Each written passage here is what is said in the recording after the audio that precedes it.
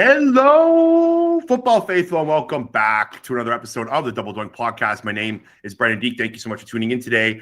If you haven't already, please hit that subscribe button. It would be greatly appreciated. You can also rate the podcast and review the podcast wherever you do listen to your podcast. It would also be greatly appreciated. So football is over. It's been just over a week. Eric and I have been a little bored, and since we're big hockey guys from the Great White North, we thought we'd bring on studio host and Hockey Night in Canada on NHL and on Sportsnet. David Amber is with us. David, how are we doing? Good. My alarm went off. I guess it's time to start this interview. There you go. It's freaking me out though, Eric. You look like a young, more handsome Kyle Dubas. You get that a lot though, right? I do get that quite a bit. I don't know about the more handsome part, but the glasses are as dead of a giveaway as you could get. I think the most handsome part is where I push back on. Yeah. All right, David. So why don't we get going here? So prior last night, the Leafs have looked they look like a wagon. Let's just put it how it is. They've been playing the best hockey they've been playing in a couple of years, in my opinion. But they ran into, I don't know what it is with Montreal. I don't know if they're the kryptonite to our team or what. But was last night just a one-off game, or do you think this team has some serious concerns going forward?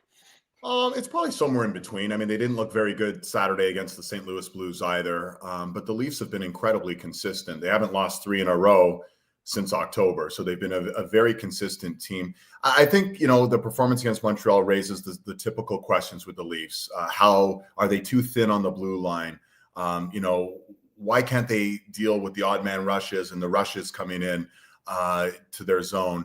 Do they have enough depth on the blue line? Those are the questions that keep reoccurring. And I'm sure that the real Kyle Dubas is sitting there trying to figure out what to do about those things. But the Leafs have had a very good season. And, last night they laid an egg.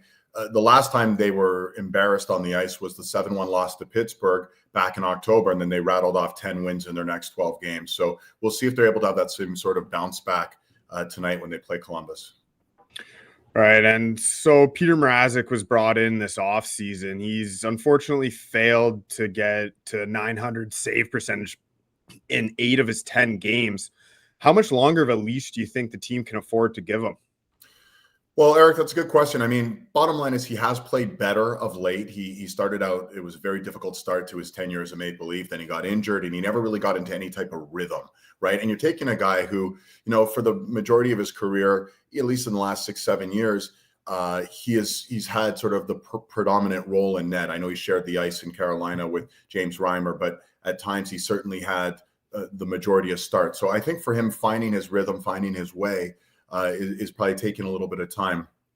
Last night, he looked off a little bit, and there's going to be those nights.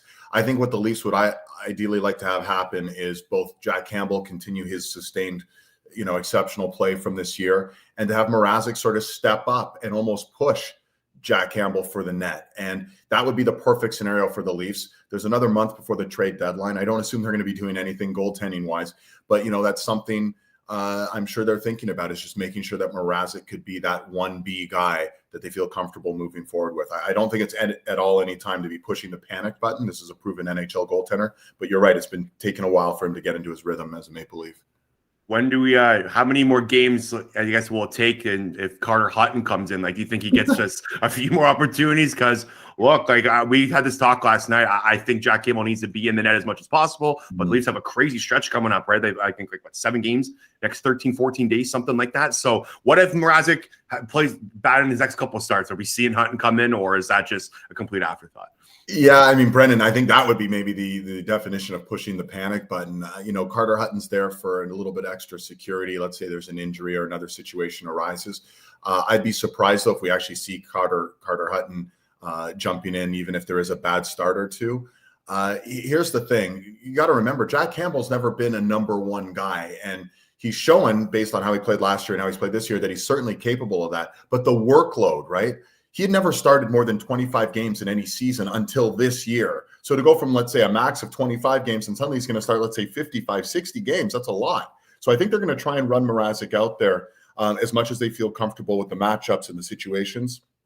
and to give Jack Campbell the needed rest, not just physically, but mentally, right? Because it just weighs on him. These losses weigh on him so much when he does have an off game or lets in a bad goal. And he said as much. That's what I got to work on, is my confidence and just making sure I can shake it off and forget about that. And we've seen goalies in the past, some of the best goalies you'll ever come across, where able, the Grant Fears of the world could just shake off letting in a bad goal and get on with his game and make sure that he'd be fine mentally. So that's something that Jack Campbell's working on. And I think they want to make sure they give him the right amount of physical and emotional and mental rest between games. So the buyers and sellers in the NHL this year, it's actually pretty clearly defined, which is pretty rare. Do you think that's going to lead to a pretty active trade deadline? And do you see like any superstars being traded, like a Marc-Andre Fleury or a Claude Giroux? Well, first part of your question, I think right now we're a month away from the trade deadline. And you're right, there's certainly more potential buyers at this point than there are sellers. You look at the Western Conference, and out of the 16 teams, there's still probably 12 teams that are saying we still have a shot at the playoffs, maybe 13 teams. The East is a little bit more defined. The top 8 teams look like they're well on their way, barring some sort of meltdown. The second part of your question, so I think we're going to have to wait till the marketplace plays itself out. And because the games are coming so rapidly, I think in a week's time, it'll be much more clearly defined, because are those teams that maybe are on the bubble, the Winnipeg Jets, let's say, or the Vancouver Canucks, like, how are we moving forward? What do we want to do? Do we want to move a Brock Besser? Do we want to move a JT Miller? Has been discussed. They have to sort of weigh those things and figure out what their prospects are for a playoff run this year.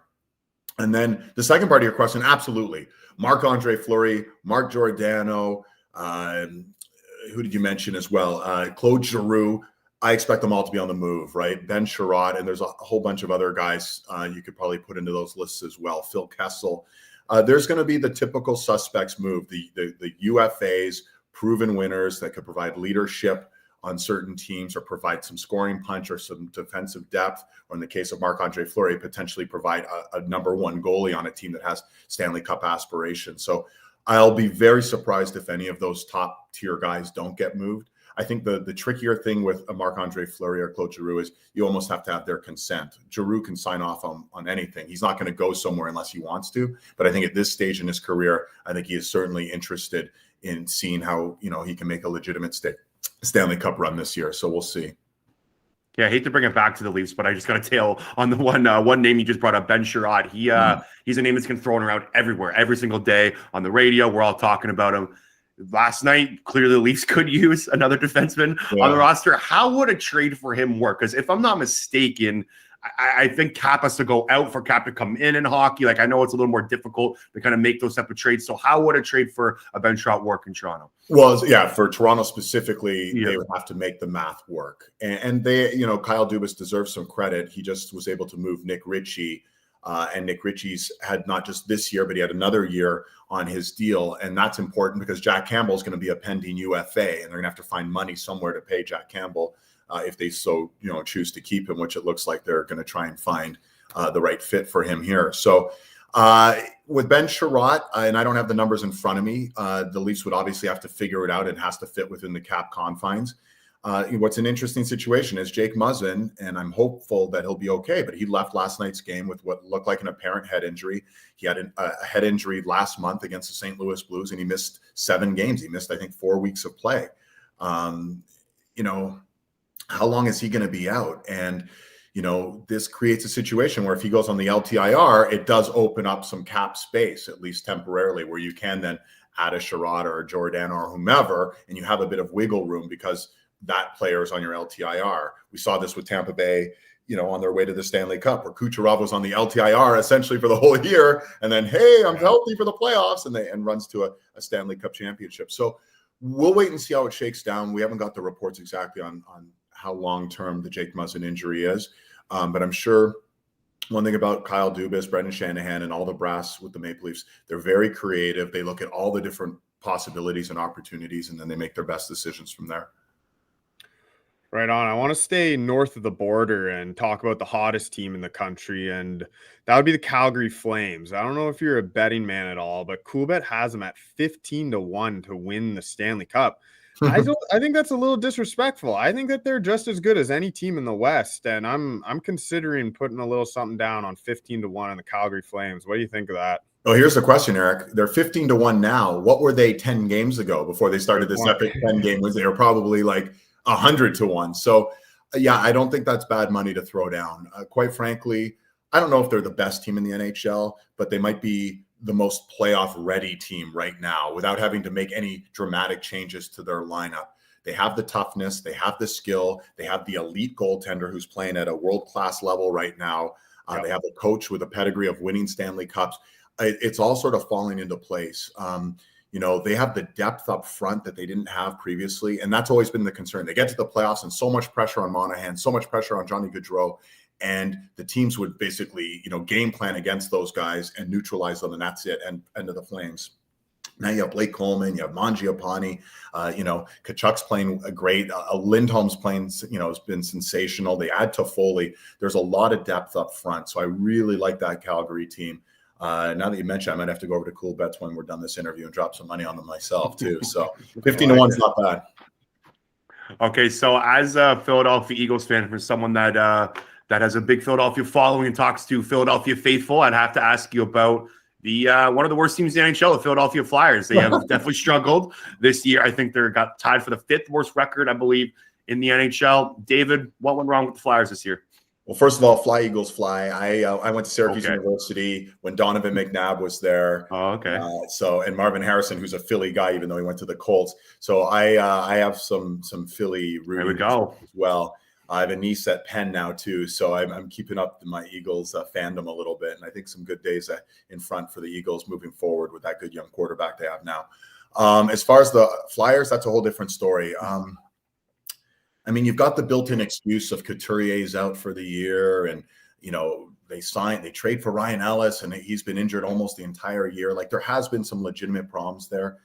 But I'm surprised. I thought Philadelphia was going to make some inroads this year. I thought Carter Hart was going to be back to that guy from the playoff bubble who was sensational, and it just hasn't happened. And it's left a lot of us scratching our heads. There's 2 or 3 teams this year, Brendan, that have been real enigmas, at least as far as I'm concerned. And I look at the Dallas Stars, I look at the Winnipeg Jets, and how they haven't gained as much traction as I thought they would this year. And the team in the East I look at that way is the Philadelphia Flyers. I thought they were going to be a lot better. And yes, they've had injuries, but there's something, the chemistry seems off. There doesn't seem to be a lot of synergy. They've changed coaches. Was coaching the issue? Other teams, when they change coaches, get this great bump. When Bruce Boudreau took over, and now we're seeing Martin St. Louis, you're getting these bumps. Mike Yeo replaces Vigneault, and it hasn't been any change in how the teams played. It's a bit surprising, and I really am wondering what kind of facelift Chuck Fletcher and the management group are going to do there in Philadelphia, because something's not working. They miss some of these guys, Kevin Hayes and some of these other guys who are injured, but something just doesn't seem right chemistry-wise there, and it's been somewhat baffling all year. So I'm expecting a major overhaul, and it's probably going to start with the moving of their captain, Claude Giroux, before the trade deadline. Yeah, so we do have quite a few American listeners. Hockey might not be their first sport of choice. If you were to recommend a team for someone who's just trying to get into hockey, who's the most exciting team that they should watch, and that will make them fall in love with the sport? Okay, I'll give you 2 teams. One team out east, one team out west, depending on what time zone you live in. And hello to all the U.S. Viewers here. And don't give up on hockey. It's a sport you gotta. If you can watch it live, watch it live. But even on television, it's fast, it's physical. If you're football fans like you guys are, there's a lot of translates a lot into hockey fandom as well. I'll say out east, the Florida Panthers. They score. They're fast. They're physical. They're furious. They can intimidate you. They have a great goaltender in Sergei Bobrovsky. They're fun to watch. They're scoring more than 4 goals a game. Out west, the Colorado Avalanche. We're talking superstars. Nathan McKinnon, Cale Makar, the way Nazem Kadri is playing this year. A similar dynamic to Florida. Fast, exciting, incredible playmakers in Rantanen and Landeskog. And I think that would be a pretty amazing Stanley Cup final. As much as I root for the Canadian teams because we need the cup back in Canada, it's been too long. If we had a Colorado-Florida Stanley Cup final, I will not complain. So if you're new to the sport, a bit of a neophyte to hockey, go tune into one of their games and see what you think, because you're going to see a fast, physical, fun brand of hockey. So a couple personal questions to finish us off, David. You've been doing this for over 20 years. You've done football. You've done baseball. You've done hockey. Give me your favorite maybe sporting event or maybe just favorite tournament or just anything that you've covered in your 20 plus years of experience covering sports. That's a great question, Brendan. I mean, I've been so fortunate to go to some amazing events. I've worked at TSN and ESPN and now Hockey Night in Canada. So I've had some great opportunities. I would say probably the Olympics. I've covered 4 Olympics, and to be there in 2002 in Utah when the Canadian men and women both won Olympic hockey gold was really cool, right? It's something that hadn't happened in over 50 years that the Canadian men won gold, and for the women to be playing Team USA, which is one of those great rivalries. The Canadian men, the Canadian women and the American women have these awesome battles for gold at the Olympics every 4 years, it seems. That was really cool. Baseball, I was really lucky to be at the 2001 World Series, which was the Diamondbacks and the Yankees. And what made it extra cool, and I think some of your American followers here would be can remember and feel it was right after 9/11. It was right after 9/11. It was the first big sporting event in New York.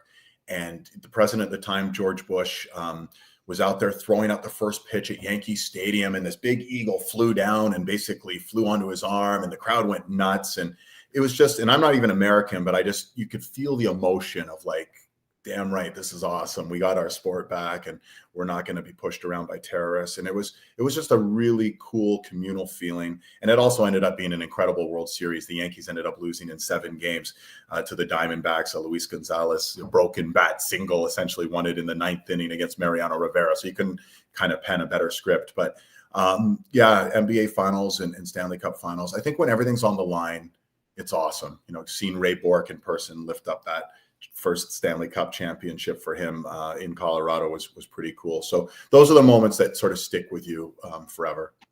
So it's Tuesday, February 22nd. We're still a long ways away before the Stanley Cup playoffs. But I got to ask you before you go, who's making it out of the Eastern Conference? Who's making it out of the Western Conference? And who's hoisting that big old Stanley Cup over their head at the end of the year? Okay, first of all, I'm horrible at this. So don't anyone go and make bets based on what I'm about to say. But here's what I'm going to say. In the East, I'm not going to bet against the Tampa Bay Lightning simply because they have the best goaltender in the world in Vasilevsky. They have the best defenseman in the world in Victor Hedman. They have a fantastic coach in John Cooper, the longest tenured coach. They've won the last 2 years.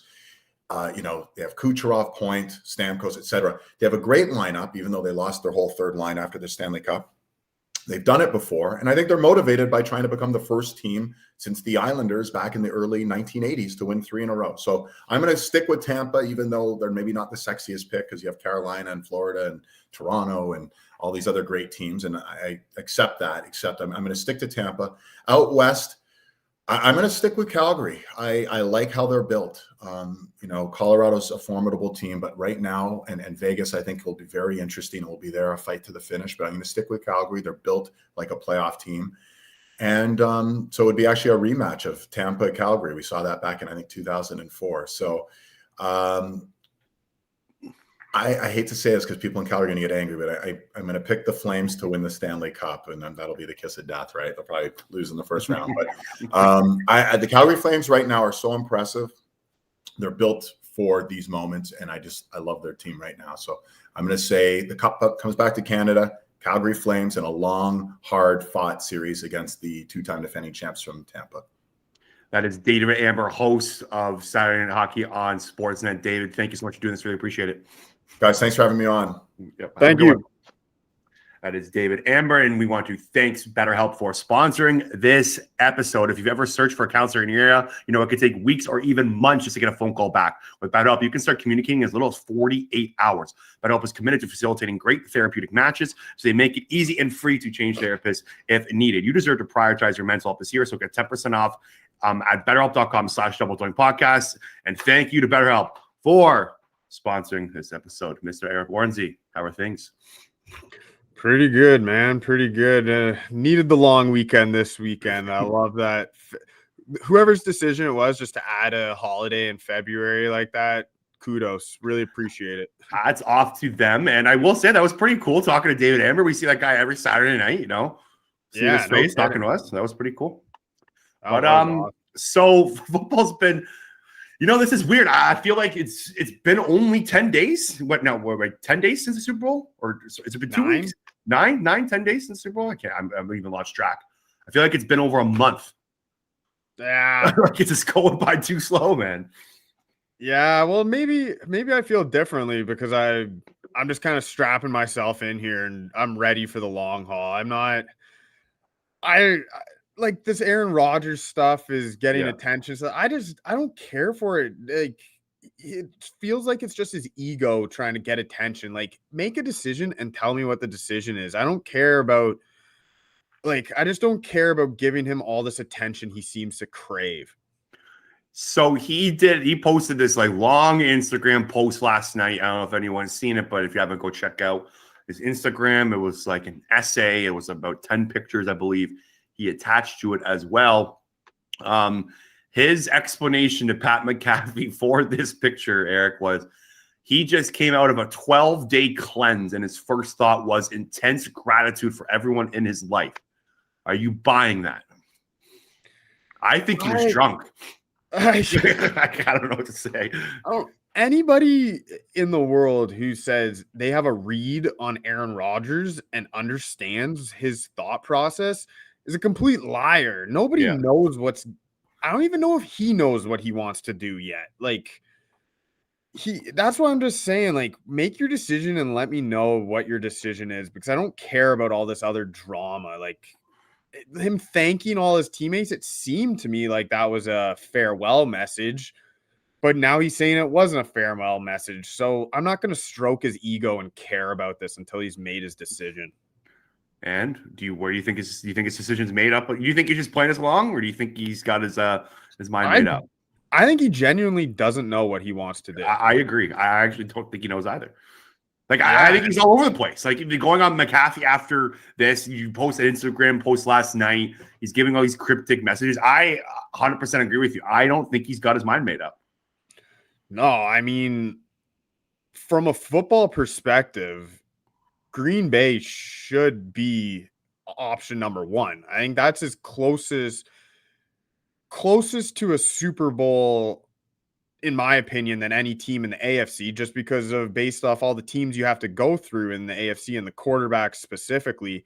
If he comes back to the Green Bay Packers, they're going to be minus 800 to win that division. It's going to be as sure of a thing as any other division in the league. And the Packers won 13 games, 3 straight years. This isn't a bad team. The grass isn't always greener on the other side. 100% agreed. I find him, we've had this conversation a lot. I find him, I'm staying. I don't think there's enough out there. There's not I don't think there's a perfect spot for him to go. I was trying to think today, outside of Denver, because that's the kind of the one that gets thrown around a lot. You got, of course, you have the Nathaniel Hackett going there. He's offensive coordinator from Green Bay last year. You've got, they don't have a quarterback. They have all the offensive weapons. So Denver seems like the most logical fit.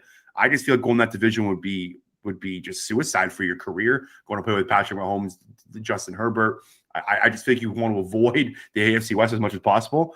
There's no other teams. I don't know where else you'd want to, where else is a better fit than Green Bay if they re-sign Devontae Adams, which we'll talk about in a sec. Where else is it going to go? Carolina? What? I don't know. Washington? Philly? He's not coming to Philly? I don't know. What other destination could there possibly be? Yeah. And I mean, from previous regimes, we've learned that he's not really that easy of a guy to get along with. No. He gets along with Matt LaFleur. So why would he go play for a different coach that he potentially might not get along with? LaFleur is giving him the keys to the car, clearly, and it's working. So if it ain't broken, don't fix it kind of thing. I know they haven't reached the Super Bowl, but they have the most wins in the NFL over the last 3 seasons. So why it's like I said, grass isn't always greener on the other side. And like you mentioned, there are a lot of teams looking for a quarterback. So I do think his options are wide open, but there's no situation that screams, come here, we'll win now. There's a lot of teams looking for a quarterback. But none of the teams looking for a quarterback are like set to succeed, in my opinion, and then Denver. Like I feel like it's the only spot. But again, and you're going with that quarterbacks, like that division's stacked. What about, I think the dark horse in this scenario that nobody's talked about yet, Jimmy Irsay over in Indianapolis. Yeah. Mm-hmm. Could he make that crazy move, the crazy overpay? Like, say all other teams are ready to go 3 first-round picks for Rodgers plus. Does Irsay the guy that comes in with 5 just because he's impatient and blows the doors off? I that was a perfect transition because I was going to bring up the Carson Wentz in Indianapolis kind of saga next. So Chris Mortensen, former guest in the show, we love him, had a report a couple weeks ago that Carson Wentz is going to be basically done in Indy. Like they're not bringing him back. They're looking to move on. We've had this discussion about Jim or about the Colts and just how much of a choke job it was losing to Jacksonville. And I'm sure Jim Irsay was pissed, right? Like, and I'm sure he wants to move on. So how do you get rid of Carson Wentz and bring in Rodgers? Sorry, I might actually mute myself there. They don't have the draft picks. I don't know. Like I feel like Rodgers there would be a tough go, but just transitioning to the Colts side of things now and Wentz, it's done, Warnsey. 1 year. We lasted there for 1 year. After of that, like this is, I can't remember an athlete or someone that I have just been more wrong on the last 2 years than Carson Wentz. So are you finally ready to admit that was a terrible trade by the Colts? No. I still think it was the right decision at the time. Like I still think they probably should have done it, but I don't think they could have thought it was going to go this bad.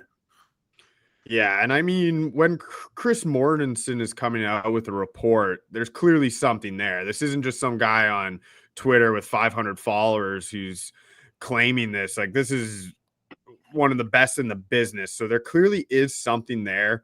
I think for Wentz's contract, does like moving on from him have to happen past a certain date or something, I believe.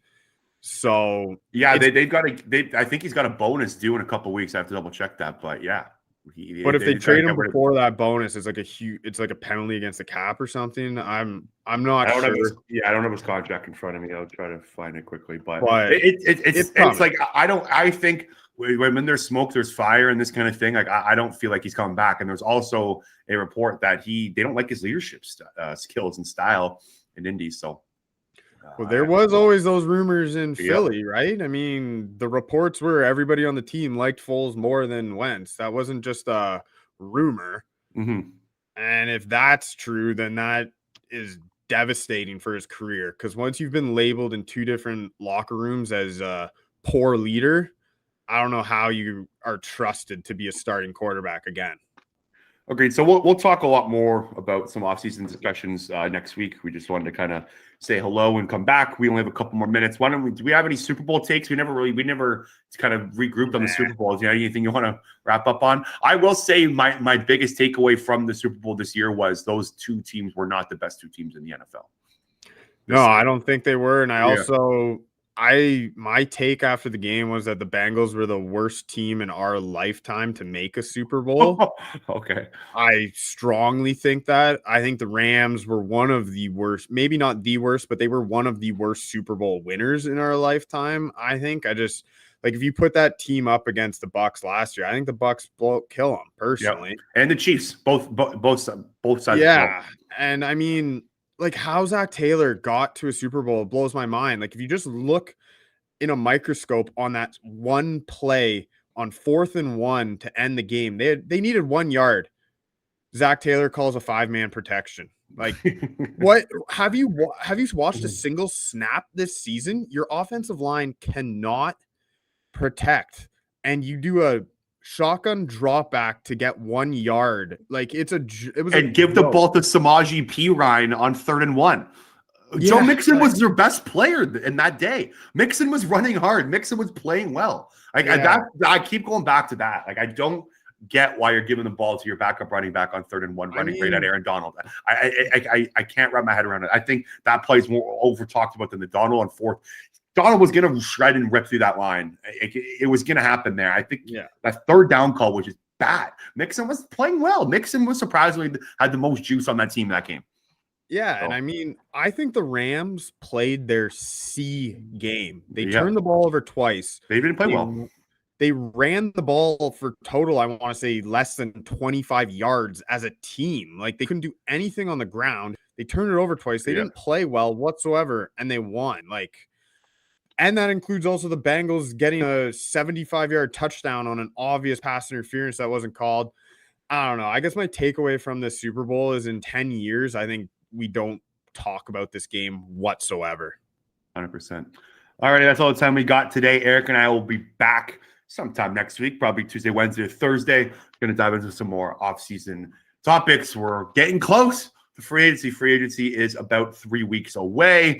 Thank you guys so much for tuning in, and we will talk to you later.